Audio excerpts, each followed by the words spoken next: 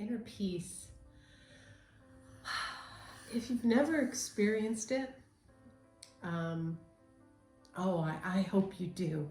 It's my wish for you. It is my deepest heart's desire that you know that inner peace, because I know for myself, I only knew turmoil for a long time. My heart was a battlefield, and my mind was a mess. I had so much negative thinking and negative self-talk, and all these things were happening inside of me in this inner world of who I am. And I was actually unconscious, and I was just couldn't figure out why I could barely get out of bed in the morning, why each breath felt like a burden. I mean, I was in such a bad place.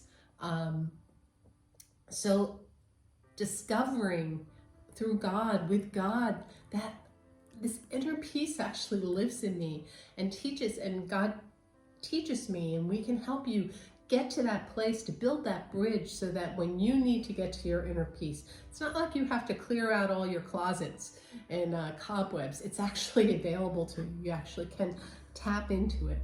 So that's one of the beautiful fruits of our ministry.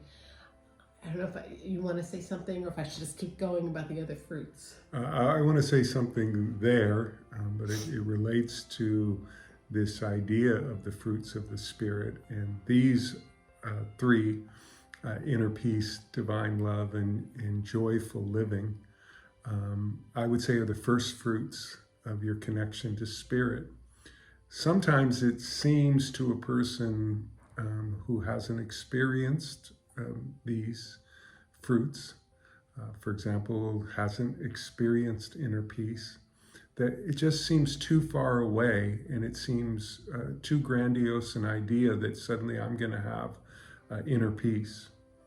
So think of this as that a harvest comes with the planting of a seed, and over time it grows. And at first it will bear one fruit, which may seem like a small harvest, but it's something that wasn't there before. And it nourishes you. And it nourishes you. And the next season it may do 2 or 3, and the next season 7 or 8 or 10. And this is how it goes in all of these. It's something that you're tending to. It's a seed inside yourself that you're tending to. At first, people will have a small glimpse of the inner peace. And I felt it. It was there. Because it is an essential part of who we are, and it's an essential part of our spirit. It's essential the way we've been created. And so when, instead of looking outwardly for our satisfaction, we look inwardly, we get a glimpse of this beautiful divine nature that's actually also within us, that we, inherent in our being, can experience peace. Inherent in our being can begin to express and give a divine love to others, to love with a divine love, and can find this great joy in living that's actually beyond cause. You don't have to chase after it. It's part of your primary essential nature. Isn't that great news? Yeah. And then people will say, awesome. well, you think we can have all this without God? No, it's actually God that plants the seed of it within us.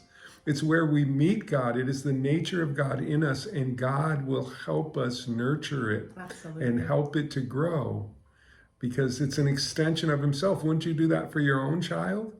Don't we want our children to have an experience, all the goodness that we have and that we have experienced? But we tend to it in them. We nurture it in them. We want that for them. And so it is with God, with us. It's the divine nature is within us, but God wants to see it grow in us. And it does take some effort on our part for it to grow. You can say, well, you are a being of peace. And they go, I don't feel like it. Yes, because you have to stop. You have to look inside. You have to experience your own inner nature. You have to meet God in your own heart and find, oh, there's peace there. There's not something that I have to chase outside, or that everything around me has to be peaceful to have peace. Well, that never would happen. So, right. Isn't it? It's pretty amazing that it comes into the world through us. And so when we look outside and say, why is all this? Or why does God allow all this to exist? The pain, the suffering. Why the chaos. why don't we bring peace into the world? Why don't we bring love into the world?